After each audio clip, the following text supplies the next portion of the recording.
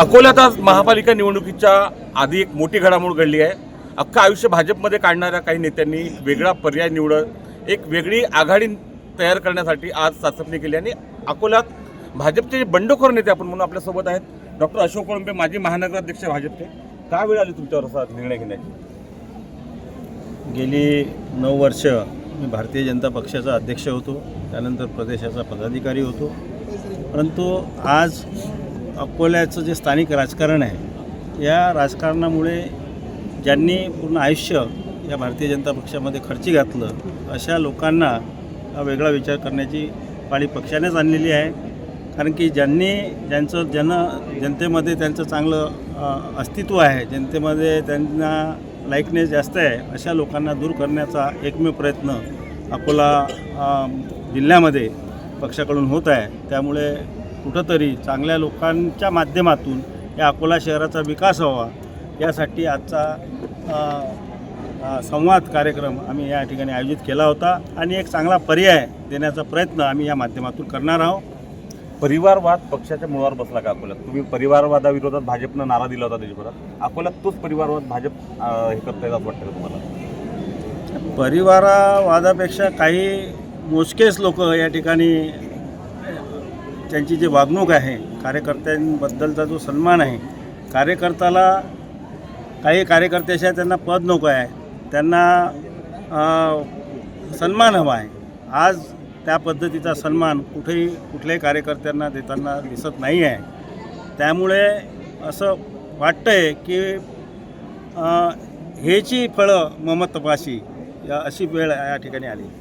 अकोला महापालिकेतला तरुण चेहरा 10 वर्ष जे नगरसेवक होते आशिष पवित्रकार, त्यांच्यावर पक्षानं विधानसभेनंतर निलंबनाची कारवाई केली।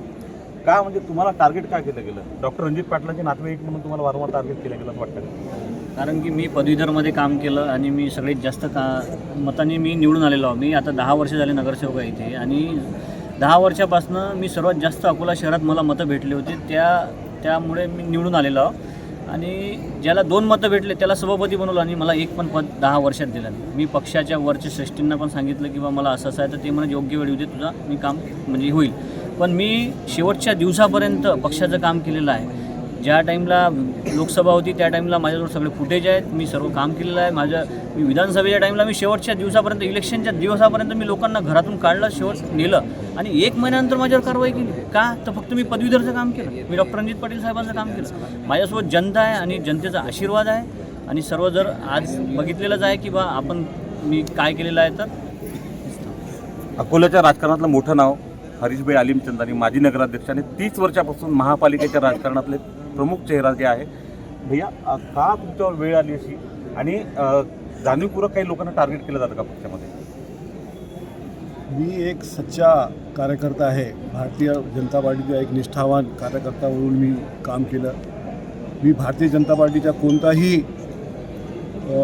कोणताही उमेदवार असो त्याचं मी काम केलं आणि इथं आपल्या अकोला शहरामध्ये गुटबाजीचा हे परिणाम आहे। मी भारतीय जनता पार्टीच्या डॉक्टर रणजित पाटील असो की कोणी असो, मी कधीही मतभेद केला नाही। फक्त एवढा लक्षात ठेवून की भारतीय जनता पार्टीचा हे उमेदवार आहे, भारतीय जनता पार्टीचा हे काम करायचं आहे, त्या अनुषंगाने मी नेहमी सगळं काम करत असतो आणि इमानदारीने सच्चाईने मी काम केलं। त्याचाही मला परिणाम मिळतो आहे की मला माझी 6 टर्म माझी कंप्लीट झालेली आहे आणि त्या राजकारणात मला कोणताही मोठा पद देण्यात आला नाही। मला महापौर करता आला नाही, मला स्टँडिंग चेअरमॅन नाही, मला कुठं संघटन मी घेतलं नाही, कोणती प्लॅनिंग होते त्याच्यात कधी घेतलं नाही। त्याला मला म्हणजे त्यासाठी मला दुःख आहे की एक सच्चे कार्यकर्त्यावर ही अशी नौबत आली आहे। विधानसभेत तुमचं नाव अनेक सर्वेमध्ये सर्वात 1 नंबरवर अशी चर्चा जी आहे ती गावात आहे, भाजपच्या अंतस्थ वर्तुळातही आहे। जाणीवपूर्वक तुमचं तिकीट कोणं कापलं मग त्यावेळेस? नाही, हे सगळ्यांना पूर्ण अकोलाचे जे नागरिक आहे, अकोलाचे त्यांना सगळ्यांना माहीत आहे। जितके सर्वे झाले त्या सर्वेमध्ये माझ्याच नाव होतं आणि मला पक्षश्रेष्ठकडून मला फोन पण आले होते की तुम्ही तयारीला लागा आणि तुम्हाला हे उभं तुम्हाला हे तिकीट मिळणार आहे। नंतर काय लोकलमध्ये प्रॉब्लेम झाला मी त्याच्याबद्दल बोलणार नाही, पण माझ्यावर अन्याय निश्चित झालेला आहे, ही सगळ्या अकोलावासियांना सगळ्यांना माहीत आहे। नवीन आघाडी कशी असेल महापालिकेसाठी? नेमकं नाव काय असेल, कोण लोक त्याच्यात असतील, काय चर्चा कोणाची चालू? आघाडी पटकन बोल कामात. आम्ही बनवणार आहोत आणि एक स्वच्छ प्रतिमेचे उमदे तरुण नगरसेवक ज्यांच्यावर कुठलाही चार्जेस नाही, कुठलाही भ्रष्टाचाराचा कलंक नाही आणि या शहराला व्हिजन म्हणजे दिशा देण्याचं कार्य आमचे उमेदवार जे राहतील ते करतील. संघ परिवाराशी जोडलेला अनेक वर्षांपासून 3 पिढ्यांपासून आज निर्णय असा घ्यावा लागतो की भाजपच्या विरोधात तुम्हाला भूमिका घ्यावी लागते. काय मिळाली असती? लोकांच्या वैयक्तिक मतभेदांमुळे प्रामाणिकपणाने कार्य करणाऱ्या कार्यकर्त्यांना जर अशी वेळ येत आहे की त्यांना त्यांची आघाडी तयार करावी लागत आहे वेगळी, पार्टीच्या ज्यांचं पूर्ण आयुष्य एका पर्टिक्युलर पार्टीशी किंवा संघाशी जोडलेलं आहे, पण तरी त्यांना तिथे जाणीवपूर्वक आणि एक उद्देशाने जाणीवपूर्वक त्यांना वेगळं टाकण्यात येतं आहे. म्हणून हे सगळं करावं लागतं आहे. वाईट वाटते, दुःख होतं आहे, पण आता लढण्याशिवाय पर्याय नाही. आणि कारण आपल्याला कार्य करायचं आहे, we are aware of our responsibility, we will have to fight. And ही लढाई आमच्या जबाबदारीची, आमच्या हक्काची आणि आमच्या कर्तव्याची आहे आणि आम्ही ती नक्कीच लढणार आहे आणि जिंकणार आहे. गिरीश गोखले आहे, भारतीय जनता युवा मोर्चाचे प्रदेश सचिव होते, मात्र त्यांच्यावर सुद्धा पक्षाने निलंबनाची कारवाई केली. काही लोकांच्या हाती पक्ष गेला असं वाटतं का तुम्हाला? मी आजही पक्षाबद्दल बोलीन एवढा मोठा मी कार्यकर्ता नाही.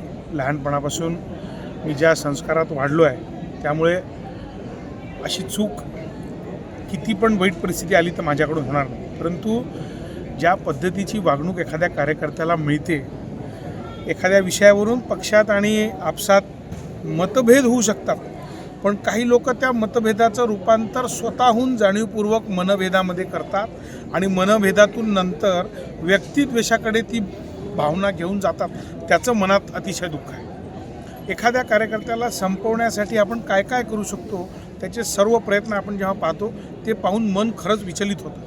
परंतु आज हा जो काळ आहे तो आम्ही सर्वांनी, माझ्यासोबत आता इथे बरेच कार्यकर्ते आहेत, त्यांनी सगळ्यांनी निश्चय केला आहे की याच्यातून खचून जायचं नाही, आपण चांगलं काम करायचं. जे विचार आत्तापर्यंत आपण इथे बाळगले आहेत, जे विचार संस्कारातून मिळालेले आहे तेच विचार पुढे घेऊन जायचे. लोकांचं काम सतत करत राहायचं. अशा छोट्याशा घटनांवरून नाराज होऊन काम थांबवायचं नाही. आज तुमच्या साक्षीने मी इथे सांगू इच्छितो की आम्ही जास्त उमेदीने, जास्त ताकदीने लोकांमध्ये जाऊ आणि लोकांच्या हिताचं, लोकांच्या मनात जे आहे ते काम करू. धन्यवाद. एकदम शेवटचा प्रश्न डॉक्टर साहेब, गर्वहरण जे आहे भाजपमधल्या काही लोकांचं, तुम्ही करणार आहात काय निवडणूक? गर्वहरण निश्चितच होणार आहे, कारण की या ठिकाणी जो पर्याय राहील तो अतिउत्तम आणि विकासात्मक दृष्टिकोनातून अकोल्याला घेऊन जाणारा राहणार आहे.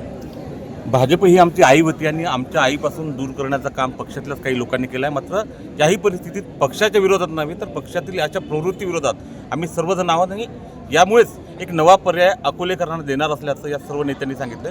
पुढच्या काळात आणखी अकोल्याचं राजकारण कोणत्या दिशेने जातं हे पाहणं औत्सुक्याचं ठरणार आहे. उमेश अरुणे, एबीपी माझा, अकोला. एबीपी माझा, उघडा डोळे बघा नीट.